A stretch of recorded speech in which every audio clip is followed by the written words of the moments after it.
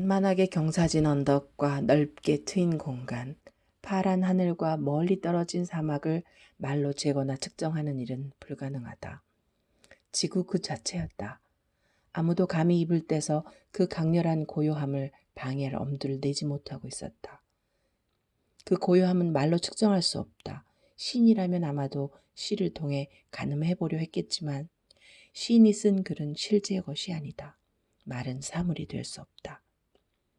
천천히 따뜻해지고 있는 바위 옆에 앉아있는 지금 사람은 존재하지 않는다.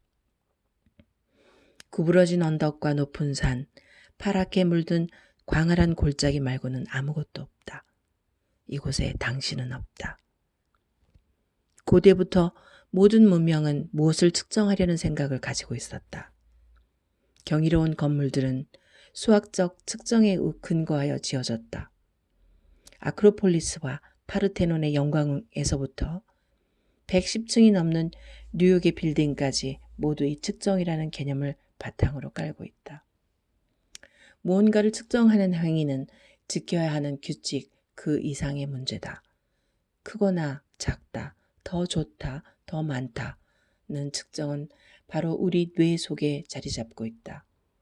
이러한 비교는 아주 오래전부터 있었다. 우리는 항상 비교한다. 학교와 대학에서 보는 시험 결과나 우리가 가지고 있는 가치, 결론으로 이어지는 논쟁, 사람이 가지는 힘, 나라가 가지는 힘을 비롯해 아름답거나 추하거나 고상하거나 비열한 우리 삶의 모든 면은 계산된 측정의 연속이다. 측정은 사람에게 꼭 필요한 것이었다. 측정하고 비교하는 데 길들여진 뇌는 측정할 수 없는 것을 측정하려고 노력한다. 절대 측정 불가능한 것을 말로 측정하려고 안간힘을 쓰면서 말이다. 이는 수세기 동안 행해져 온 관행이다. 더 훌륭한 신과 덜 훌륭한 신을 비교하고 우주의 광활함과 운동선수의 속도를 측정한다. 이러한 비교는 엄청난 두려움과 슬픔을 낳았다. 몸을 녹이려고 바위 위로 올라온 도마뱀이 꽤 가까이 다가왔다. 까만 눈동자와 비늘로 뒤덮인 등과 긴 꼬리를 가졌다. 도마뱀은 움직이지 않고 가만히 있다. 햇볕이 바위를 점점 뜨겁게 달구고 있다. 서늘한 밤 기운으로부터 몸을 녹이려고 바위를 찾은 도마뱀은 파리나 다른 곤충이 가까이 오기를 기다리고 있다. 먹이와 자신 사이의 거리를 측정한 다음 낚아챌 것이다. 비교하지 않고 산다는 것, 내면에서 일어나는 모든 형태의 측정을 거부하고 산다는 것, 현재의 모습과 미래에 되어야 할 모습을 절대 비교하지 않는다는 것. 명상이라는 단어는 비단 곰곰이 생각하거나 재고하고 질문하고 들여다보고 따져보는 것을 의미하지 않는다. 명상은 산스크리트어로 이보다 훨씬 더 깊은 의미를 가지고 있다. 바로 측정하고 되어가는 것을 뜻한다. 명상할 때 그 어떤 측정도 없어야 한다. 여기에서 말하는 명상은 신중하게 자세를 잡고 의식적으로 하는 명상이 아니다. 완벽한 무의식 상태에서 명상을 하고 있다는 것조차 모른 채 하는 명상을 말한다. 우리가 의도적으로 명상을 한다면 이것은 욕망의 또 다른 형태에 불과하며 욕망의 표현에 지나지 않는다. 목적은 각기 다를 수 있다. 해탈의 경지에 이르는 것이 명상의 목적이 될 수도 있다. 그리고 동기는 달성하고자 하는 욕구다. 당신이 사업가든 위대한 성당을 짓는 건축가든 그 동기는 모두 같다. 명상은 아무런 동기도 말도 생각의 활동도 없는 움직임이다. 반드시 의식적으로 준비한 것이 아니어야 한다. 그래야 명상은 시작과 끝, 목적이 없고 측정할 수 없는 무한정 속의 움직임이 될 수 있다. 이런 명상은 우리의 삶을 신기하게 바꾸기도 하는데 우리의 삶은 하나고 명상을 통해 신성해지기 때문이다. 신성한 것을 죽이기는 불가능하다. 다른 것을 죽이는 것은 신성하지 못한 행동이다. 쇠장에 갇힌 새처럼 천국을 향해 울부짖는다.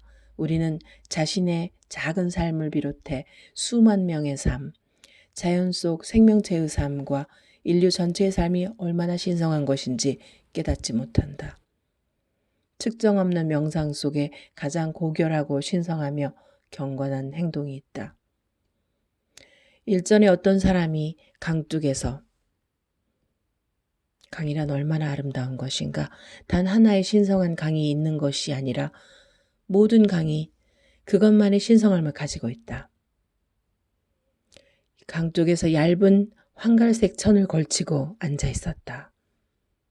그는 손을 감추고 눈을 감은 채 몸을 움직이지 않고 가만히 앉아 있었다.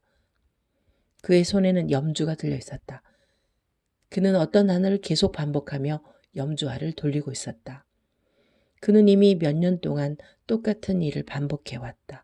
그리고 단 한 번도 염주알을 놓친 적이 없었다. 그의 곁에 조용히 강이 흐르고 있었다. 강물의 흐름은 꽤 깊었다. 저 멀리 눈 덮인 산의 작은 시냇물에서 시작해 남쪽으로 흘러오면서 개울이 되고 강과 만나 이렇게 거대한 강이 되었다. 이곳 사람들은 강을 숭배해 왔다. 그가 과연 몇 년 동안 그곳에 앉아 염주를 돌리며 만트라를 계속 해왔는지 알 수 없다. 그는 명상 중이었다. 적어도 사람들은 그가 명상 중이라고 생각했고 실제로도 그는 명상 중이었을 것이다.